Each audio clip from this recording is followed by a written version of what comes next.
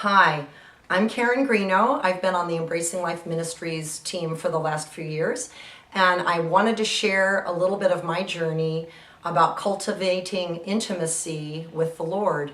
When we first came to Embracing Life, it was at the Anaheim Vineyard, and I'd been discovered that I could pray for other people, but there was a disconnect between praying for other people and being able to hear the Lord from other people, and being able to do that for myself and having the deep intimacy that I needed for myself.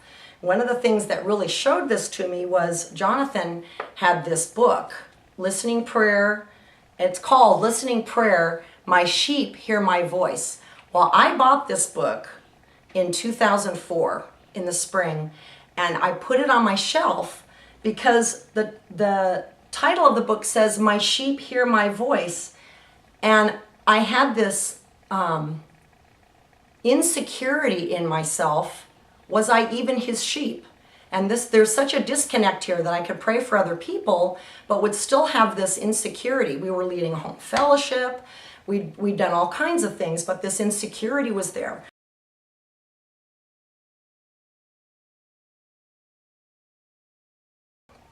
It took me about 5 years before I was able to open this book and read it. And one of the things that's happened in those 5 years was I have purposed to cultivate intimacy with the Lord. And I love the way the title is Cultivate Intimacy, because that's exactly what it's like. It's like growing plants in a garden. It's a little bit here, it's a little bit there. It has to be intentional. There has to be a lot of grace, and there has to be the power of the Lord to draw you into it and to carry you along.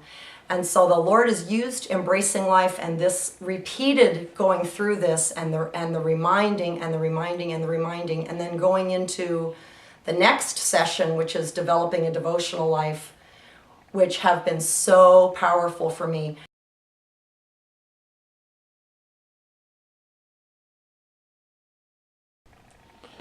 One of the things that we were really encouraged to do is to journal. And there was a lot of resistance to journaling. I didn't want to take time to do it. I didn't think I had time to do it. But as I chose to make that decision to spend some time, what's my prayer journal has turned into what I just said. It's a prayer journal. And I will sit down in the morning and just talk to the Lord about whatever it is that comes up, whatever it is I'm feeling, whatever issues are coming up that week, work issues, people issues, whatever it is. And the journaling has turned into an important part of my prayer life with the Lord. And as I sit and then listen to Him, I've learned to ask the Lord, what do you think about this? And then actually trust that I'm hearing from Him. And it's an amazing thing. It's brought peace. When the waters get turbulent, I can go to my prayer journal and work through an issue with the Lord, and oftentimes He'll give me clarity about something or confirm what I'm feeling or whatever it is. I get wisdom from it. I've come to know myself a lot better.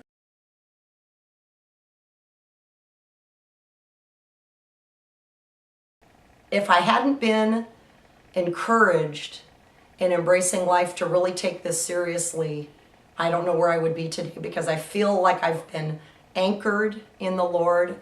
I feel like there's a tenderness there that I'm feeling from the Lord when He sits down with me, and it's just been absolutely invaluable. This week, in cultivating intimacy with Jesus, and then the next week following, are where it's at for me in the Embracing Life series. And that's been probably the most impactful thing, besides the community that my husband and I need. That's probably been the most impactful thing spiritually, is week 11 and week 12.